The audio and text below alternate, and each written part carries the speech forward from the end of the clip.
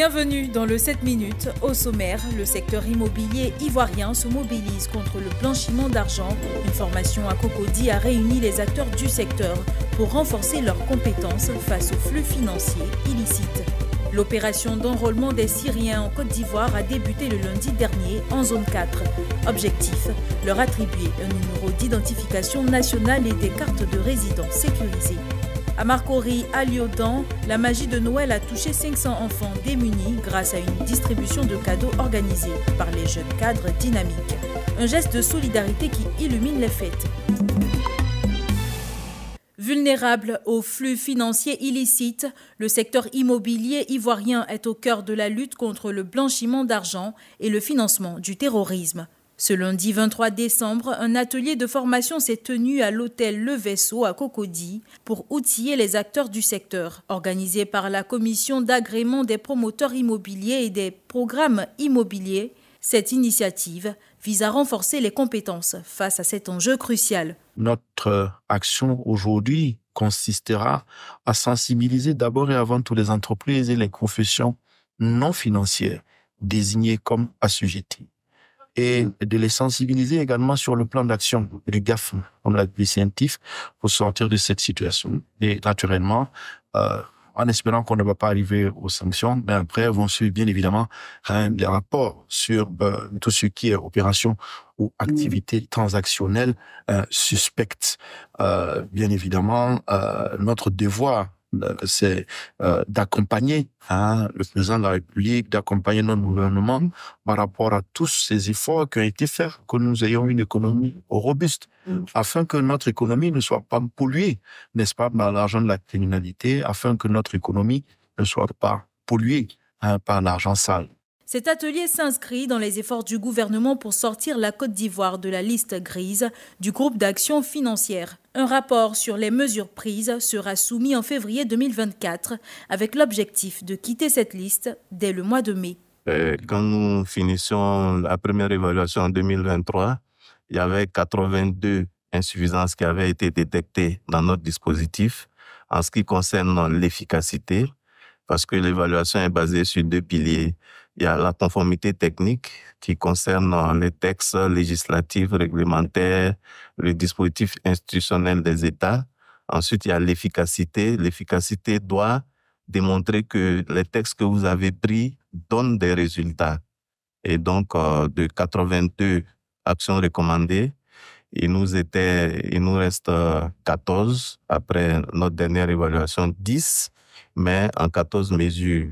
Donc, ce qui nous a valu les félicitations du CAFI. Néanmoins, tant qu'il reste une seule action recommandée à mettre en œuvre, vous êtes sur la liste grise. Cette démarche illustre l'engagement des autorités à assainir le secteur, sécuriser les investissements et répondre aux exigences internationales en matière de lutte contre la criminalité financière. L'opération d'enrôlement des Syriens résidant en Côte d'Ivoire a débuté le lundi 23 décembre à l'ancien site de l'ONUCI en zone 4. Objectif de cette initiative, attribuer un numéro national d'identification aux ressortissants syriens et les encourager à régulariser leur séjour en obtenant des cartes de résidents sécurisées. Vraiment, je remercie l'humanisme que l'État de Côte d'Ivoire a fait envers les Syriens pour pouvoir renouveler ou plutôt faire leurs papiers administratifs en Côte d'Ivoire de façon officielle avec beaucoup de facilité. Au-delà de cette action ciblée, l'ONESI lance un appel à tous les étrangers résidant en Côte d'Ivoire à s'inscrire dans ce système d'identification nationale. Selon l'ONESI, ce projet contribuera à améliorer la fiabilité des données d'état civil et à renforcer la gouvernance administrative du pays. Alors, cette opération spéciale répond déjà aux besoins de capter tous les non-ivoiriens pour enrichir la base de données du registre national des personnes physiques et spécialement les Syriens parce qu'en raison de la situation qui prévaut dans leur pays, l'ONESI a voulu leur faciliter l'acquisition de la carte de résident en vue de leur permettre d'accomplir tous les actes de la vie civile et s'intégrer plus facilement en Côte d'Ivoire. L'objectif de cette opération est d'enrôler entre 2000 et 3000 Syriens, marquant ainsi une étape décisive pour l'inclusion des étrangers dans le système d'identification sécurisé de la Côte d'Ivoire. À Anono, dans la commune de Cocody, le marché est un lieu où diverses activités se mêlent. Parmi celles-ci, l'on note l'activité des stylistes ongulaires et des spécialistes de la pose de fossiles. Ces prestations de beauté, très prisées par les femmes, deviennent incontournables pendant les fêtes de fin d'année. Mais malgré la demande constante, les professionnels de ce secteur peinent à tirer profit de la période festive. Beaucoup d'entre eux avouent que les affaires restent timides en cette fin d'année. Je vois que là, on est en pleine fête, mais il n'y a pas de clients. Voilà, donc en ce temps pour les 10 décembre. En tout cas, ça va. Cette année-là, c'est pas facile.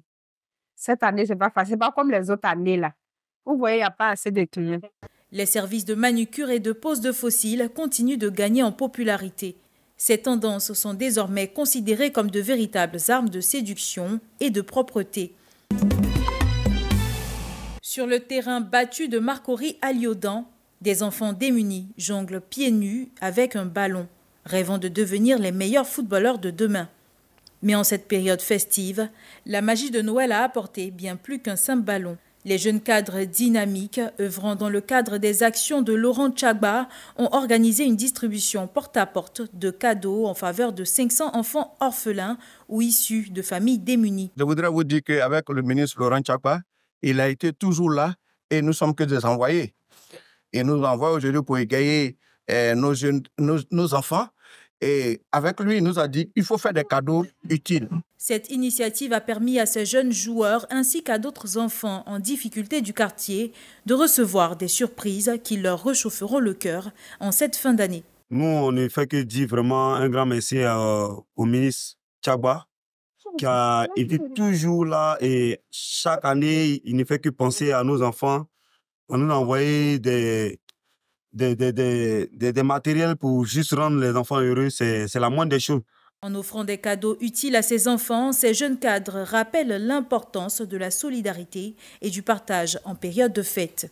C'est la fin de cette édition. Merci de l'avoir suivi. L'actualité continue sur 7info et sur www.7info.ci.